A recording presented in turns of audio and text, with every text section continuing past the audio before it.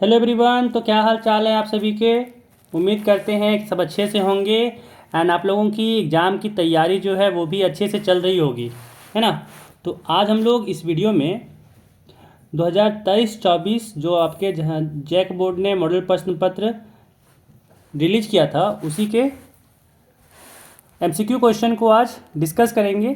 ठीक है, तो चलते हैं क्वेश्चन पे। यहाँ पे देख सकते हैं जैसे कि पहला क्वेश्चन यहाँ पे है, निम्नलिखित में से कौन जैव संसाधन का उदाहरण है ना। निम्नलिखित में से कौन जैव संसाधन का उदाहरण है, तो इसका आंसर हो जाएगा ए मनुष्य। आंसर हो जाएगा ए मनुष्य। ठीक है, चलिए देखिए अगला सवाल। अगला सवाल देखिए,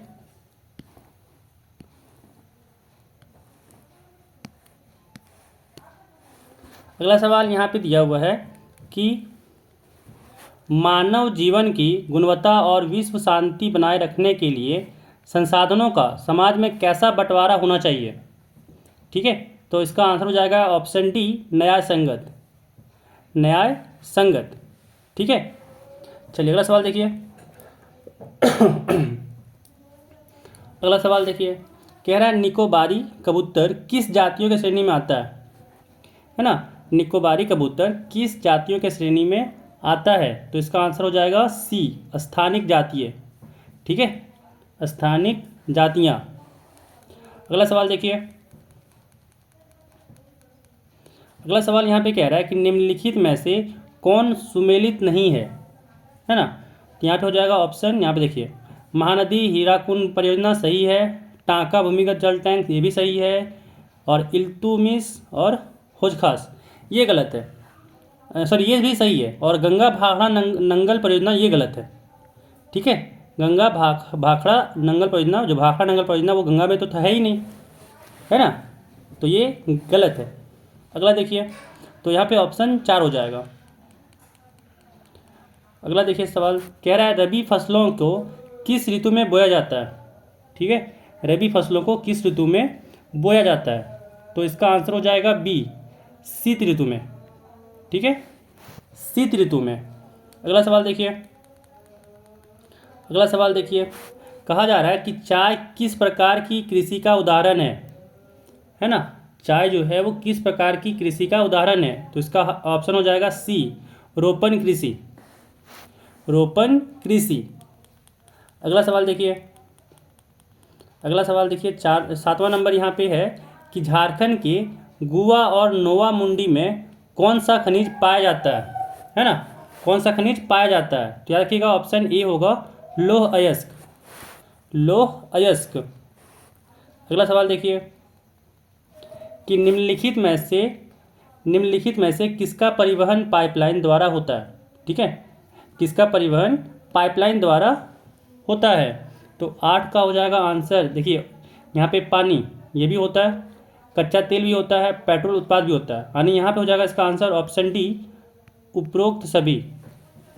उपरोक्त सभी ऑप्शन 4 हो जाएगा। अगला सवाल देखिए।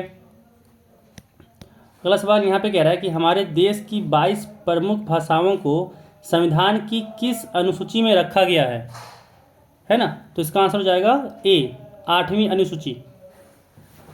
8वीं अनुसूची। अगला सवाल देखिए। अगला सवाल देखिए, कहा जा रहा है कि स्थानीय शासन व्यवस्था में कितना पद महिलाओं के लिए आरक्षित है ना। कितना पद महिलाओं के लिए आरक्षित है, तो ये हो जाएगा ऑप्शन ए 1/3, है ना। चलिए अगला सवाल देखिए। अगला सवाल यहाँ पे कहा जा रहा है कि अमेरिका में नागरिक अधिकार आंदोलन कब हुआ। ठीक है, नागरिक अधिकार आंदोलन कब हुआ, है ना, तो इसका आंसर हो जाएगा बी 1954 से 1968। 1954 से लेकर 1968 तक नागरिक अधिकार आंदोलन हुआ था। ठीक है, अगला सवाल देखिए। अगला सवाल देखिए, कहाँ पे कह रहा है कि भारत के राज्यों की विधानसभाओं में महिलाओं का प्रतिनिधित्व कितना फीसदी है ना, कि भारत के राज्यों की विधानसभाओं में महिलाओं का प्रतिनिधित्व कितना फीसदी है, तो इसका आंसर हो जाएगा आपका डी 5% से कम। 5% से कम है। अगला सवाल देखिए, यहाँ पे कह रहा है इनमें से कौन से देश में द्विदलीय व्यवस्था है ना, द्विदलीय व्यवस्था है। तो 13 का आंसर हो जाएगा बी, अमेरिका। अमेरिका में द्विदलीय व्यवस्था है ना।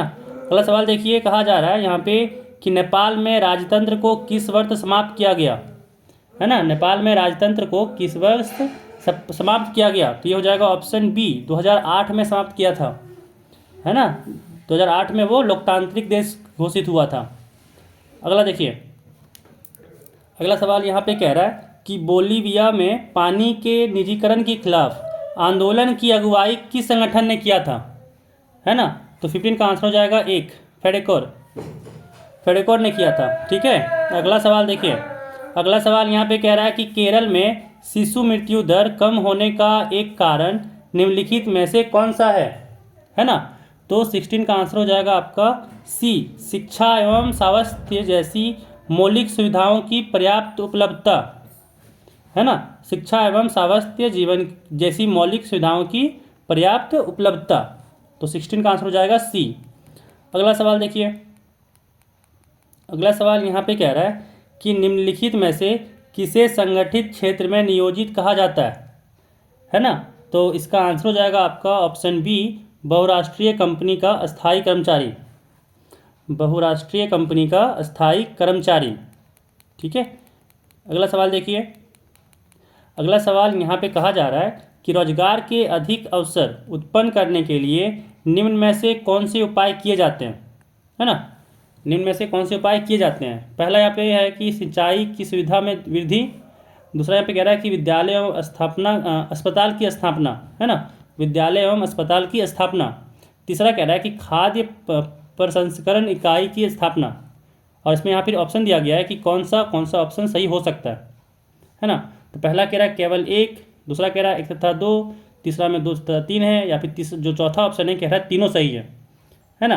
तो इसका आंसर आपका हो जाएगा ऑप्शन डी, तीनों सही है ना। रोजगार को जो अधिक अवसर देगा, उत्पन्न करेगा, वो तो ये तीनों होना चाहिए, यहाँ पे तीनों हो जाएगा, है ना। चलिए अगला सवाल देखिए, अगला सवाल देखिए, अगला सवाल यहाँ कह रहा है कि निम्नलिखित में से कौन सी एजेंसी भारत सरकार की ओर से करेंसी नोट जारी करती है ना। तो याद रखिएगा, भारतीय रिजर्व बैंक द्वारा जारी होता है, ऑप्शन बी हो जाएगा, भारतीय रिजर्व बैंक द्वारा जारी होता है। कोई भी नोट आप निकाल लीजिएगा, 5, 10 का, 20 का, 50 का, सबका नोट पे देखिएगा लिखा होगा भारतीय रिजर्व बैंक, है ना। चलिए अगला सवाल देखिए, अगला सवाल देखिए, यहाँ पे 20 नंबर कह रहा है कि राम और श्याम 2 छोटे किसान हैं जिन्होंने अलग अलग स्रोतों से 20,000 रुपया कर्ज लिया है। राम ने 1.5% ब्याज प्रतिमाह की दर से एक व्यापारी से कर्ज लिया है, जबकि श्याम ने यह कर्ज बैंक से प्रतिवर्ष 8% ब्याज पर लिया है। उपरोक्त आधार पर निम्नलिखित में से कौन सा कथन सत्य है ना। कौन सा कथन सत्य है। पहला कि राम ने सही किया क्योंकि उसे किसी प्रकार की कागजी कार्रवाई नहीं करनी पड़ी, है ना। दूसरा कि श्याम की हालत ज़्यादा खराब है क्योंकि उसे ज़्यादा ब्याज देना पड़ रहा है। या फिर तीसरा, राम की हालत ज़्यादा खराब है क्योंकि वो ज़्यादा ब्याज दे रहा है, और श्याम है बेहतर है क्योंकि उसे ज़्यादा ब्याज मिल रहा है। तो यहाँ पे जो आंसर होगा वो आंसर होगा ऑप्शन सी, राम की हालत ज़्यादा खराब है क्योंकि वो ज़्यादा ब्याज दे रहा है ना। 1.5% वो प्रति माह दे रहा है ना, 1.5% वो प्रति माह दे रहा है। तो सोचिए 12 महीना में कितना रुपये दिया होगा वो, है ना। 12 को गुना कीजिए 1.5% से, उतना परसेंट वो दे रहा है 20,000 पे क्या बोलते ब्याज, लेकिन ये तो 8% दे रहा है। तो यहाँ जाएगा ऑप्शन सी। ठीक है, चलिए अगला सवाल देखिए, अगला सवाल यहाँ पे कह रहा है कि भारत सरकार ने सूचना का अधिकार अधिनियम जो है, सूचना का अधिकार अधिनियम जो है वो नामक कानून कब लागू किया था। ठीक है, तो इसका आंसर याद रखिएगा आप लोग, ये बहुत इंपॉर्टेंट सवाल होता जा रहा है। ये अक्टूबर 2005 था, अक्टूबर 2005 में राइट टू इन्फॉर्मेशन लागू हुआ था, है ना। चलिए अगला सवाल देखिए, अगला सवाल, सरकार द्वारा अवरोधों अथवा प्रतिबंधों को हटाने की प्रक्रिया क्या कहलाती है ना। यहाँ जो अवरोधों अथवा प्रतिबंधों को हटाने की प्रक्रिया क्या कहलाती है? तो इसका आंसर होगा यहाँ पे सी, उदारीकरण। इसको हम लोग उदारीकरण कहते हैं। चलिए अगला देखिए। अगला सवाल यहाँ पे कह रहा है कि अर्नेस्ट रेनन किस देश के दार्शनिक थे, है ना? तो 23 का आंसर होगा बी, फ्रांसीसी दार्शनिक थे। चलिए अगला सवाल देखिए। यहाँ पे कह रहा है कि फ्रांसीसी क्रांति कब हुई थी? फ्रांसीसी क्रांति कब हुई थी? तो याद रखिएगा इसका 1789। और फ्रांस के बारे में थोड़ा सा पढ़ लीजिएगा। फ्रांस की जो क्रांति थी, फ्रांस की जो क्रांति है उसके बारे में पढ़ लीजिएगा। ये इंपॉर्टेंट टॉपिक है, याद रखिएगा, ठीक है। फ्रांस की क्रांति जो है वो इंपॉर्टेंट टॉपिक है, इसको पढ़ लीजिएगा। अगला सवाल देखिए। अगला सवाल देखिए। यहाँ पे कहा जा रहा है कि यंग इटली, है ना, यंग इटली भूमिगत संगठन के संस्थापक कौन थे? ठीक है, तो इसका आंसर आपका हो जाएगा सी, ज्यूसेपी मैत्सिनी। ठीक है। अगला सवाल देखिए। अगला सवाल यहाँ पे है कि महात्मा गांधी दक्षिण अफ्रीका से भारत कब लौटे? जो महात्मा गांधी थे दक्षिण अफ्रीका से भारत, पूछा जा रहा है कि वो कब लौटे थे, ठीक है ना? तो 26 का हो जाएगा आंसर ए, जनवरी 1915। जनवरी 1915 को महात्मा गांधी दक्षिण अफ्रीका से भारत लौटे थे, है ना? अगला सवाल देखिए। अगला सवाल यहाँ पे कहा जा रहा है कि पूना पेक्कट डॉक्टर भीमराव अंबेडकर एवं किसके मध्य हुआ था, है ना? तो इसका आंसर हो जाएगा ऑप्शन डी, महात्मा गांधी के और डॉक्टर भीमराव अंबेडकर के बीच में ये हुआ था। अगला सवाल यहाँ पे है कि 1890 के दशक में रिंडरपेस्ट नामक बीमारी किस देश में बहुत तेज़ी से फैली, है ना? तो इसका आंसर याद रखिएगा, ये हो जाएगा अफ्रीका। 28 का बी हो जाएगा अफ्रीका। याद रखिएगा ये पशुओं के लिए, मतलब पशुओं में फैली थी, ठीक है। जब इंसान जो है वो पशुओं को पालने के लिए ना वो जो करने लगा तो उसमें वो फैला था, बीमारी पशुओं पर फैला गया था। ये इस पर सवाल भी आता है कि जो ये रिंडरपेस्ट नामक जो बीमारी था वो किस पे फैला था, मनुष्य पे या फिर पशुओं पे या फिर पक्षियों पे, ऐसा कुछ के सवाल आएगा आपका। तो ध्यान दीजिएगा, इसका जो रिंडरपेस्ट नामक बीमारी है वो पशुओं पे हुआ था। चलिए अगला देखिए। अगला सवाल यहाँ पे 29 नंबर है, कह रहा है निम्नांकित में से कौन देश मित्र राष्ट्र के पाले में था, है ना? तो इसका आंसर हो जाएगा आपका सी, ब्रिटेन। ठीक है। अगला सवाल देखिए। अगला सवाल यहाँ पे कह रहा है कि स्पिनिंग जेनी मशीन किसके द्वारा बनाई गई थी, है ना?